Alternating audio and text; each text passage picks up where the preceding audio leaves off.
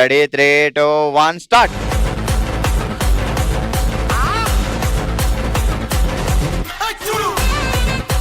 అసలు పిండిలో ఇలా ఒక గేమ్ ఉంటుందని మాకు తెలుసుంటే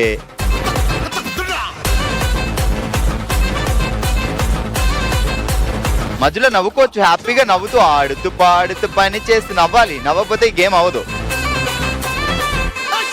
అయ్యయ్యో ఉప్పు ఉప్పు అని వస్తుంది.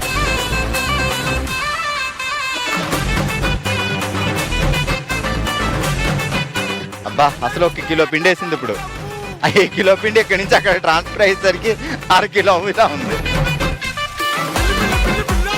10, 9, 8, 7, 6, 5, 4, 3, 2, 1. ఓకే, సాహితి, అనుష అండ్ పవిత్ర కలిపి 3 కేజీల 554. ఈ పిండితో మేము ఇప్పుడు బొబ్బట్లు, చెక్కిలాలు, స్వీట్లు, లడ్డు అన్నీ అంట. ఇగో ఎన్నో పెడుతున్నాయి ఇది. ఓకే, ఇది మన first team Pavitra, Anusha and Sahiti కలిపి చేసిన 5 కేజీల 454 గ్రాములు. మా నెక్స్ట్ వాళ్ళు ఏమైనా చెప్తారో చూద్దాం, మీరు వెళ్ళండి.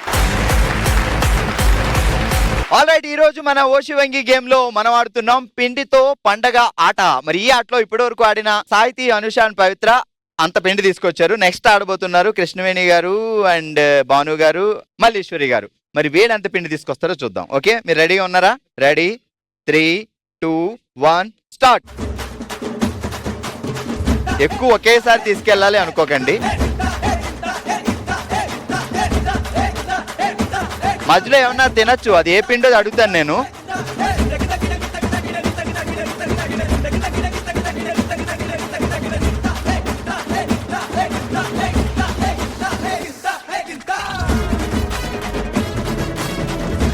అక్కడ మా కృష్ణవేణి అక్క సగం తినేస్తుంది. భాను ఏమో అనుకున్నాం కానీ ఏం పిండి భాను అది?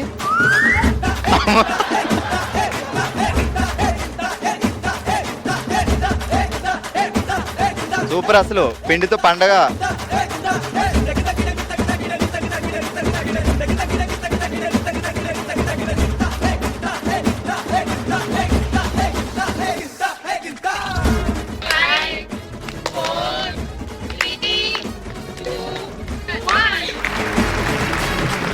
ఓకే, మా second team Malleshwari, Krishnaveni and Bhanu గారు ఎరగదీశారు. పిండి అయితే మొత్తానికి 10 కిలోల 524 గ్రాములు పిండి వచ్చింది.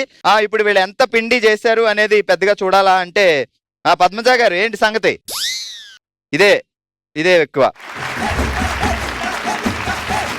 ఓకే, మా ఇద్దరు టీములు పిండితో పండగ చేసి పిండి వంటలు బాగా వండి మొత్తానికి సెకండ్ టీం అయితే ఒక 10 కిలోలు పిండిని సంపాదించారు. మా జడ్జి పద్మజ గారు చెప్పారు సెకండ్ టీం వాళ్ళే ఎక్కువ పిండి వేశారు అని. సో ఈ రోజు ఓషివంగిలో పిండితో పండగలో విన్నర్స్ మల్లీశ్వరి, కృష్ణవేణి అండ్ భాను.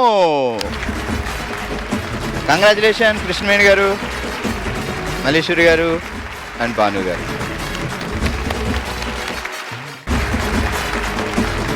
మన నెక్స్ట్ రౌండ్ మనసులో మాట.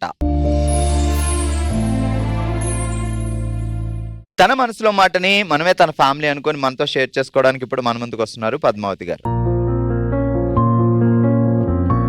అమ్మ నమస్తే, ఎలా ఉన్నారు మా?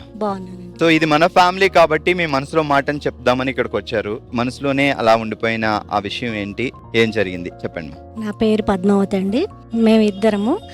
మా నాన్న టీచర్. తను మా బాగోగులు ఏవి చూసుకోకుండానే చనిపోయారు. తను ఆ బాధ మమ్మల్ని చాలా కలిసివేసింది. నాన్న చనిపోయిన తర్వాత అమ్మ మెంటల్ ఎఫెక్ట్ వచ్చి తన నాన్న గురించి ఆలోచించి తనకి నిజంగానే మెంటల్ ఎఫెక్ట్ వచ్చింది. ఏ హాస్పిటల్స్ తిప్పినా కూడా సెట్ అవ్వలేదు. తర్వాత 10 yearsకే మా మదర్ చనిపోయారు. అమ్మా నాన్న చనిపోయారు కదా అని చెప్పి మా ఫ్యామిలీ అంతా సఫర్ అవుతున్న మూమెంట్లో నాకు చాలా ధైర్యం చెప్పి నన్ను తీర్చిదిద్దింది నా మరదలు.